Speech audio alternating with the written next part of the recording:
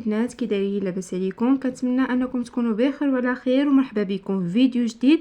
كيف ما كتلاحظوا من خلال العنوان، جيت نشارك معكم طريقه تغليف الحليب اللي تيكون في الخطوبه بمشروع صغير ومربح بان بيدجي اللي صغير وتقدروا تستافدوا منه. كيف ما كتلاحظوا معايا هنايا، انا خديت الثوب مبرى اللي كنخدم به كموسه ديال الحنه، متوفر عند اي واحد كيبيع الثوب. الثمن ديالو 40 درهم للمتر، ممكن تستعمليه في عده استعمالات. كيف ما كتشوفوا هنايا انا قطعت ديجا الثوب. القياس ديالو جاي فيه 28 سنتيم على 22، طول 28 والعرض 22.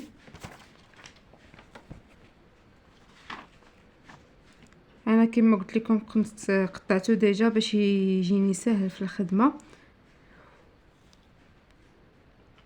في هذا الفيديو غادي نخدم معكم غير حبه وحده ديال الحليب. الا كنتي مزروبه، كاينين الناس اللي كيبيعوا لوازم ديال الحلويات، كيبيعوا ديال الجلد اللي كيكون مكتوب فيهم مبروك العروسين او لا الف مبروك، كيكون بحال هذا الشكل هذا كيف كتشوفوا معايا هنا.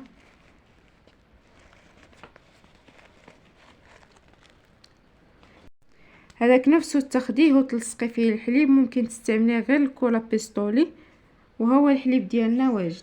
وكاين عاوتاني هذا الشكل هذا اللي كيكون بالطريزه، هادو كيتباعوا حتى هما بهذا الشكل هكا، كتكون فيهم الطريزه. وممكن تستعملي بابي كادو كيف ما كتشوفي معايا هنايا في هذه الصوره هذه، كيستعملوا غير لي بابي كادو ديال عادي وكيغلفوا به الحليب.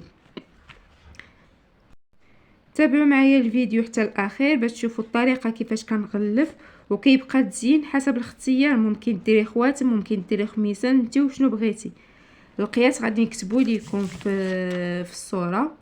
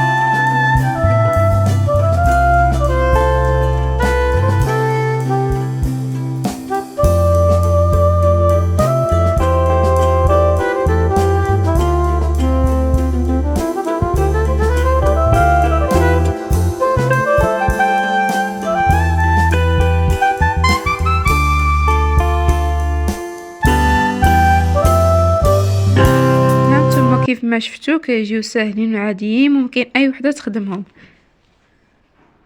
كان هذا هو الفيديو ديال اليوم، كنتمنى يكون خفيف على قلوبكم. ما تنساوش بارطاجيو مع الناس اللي مهتمين بهذا المجال. دمتم في امان الله، الى فيديو اخر ان شاء الله.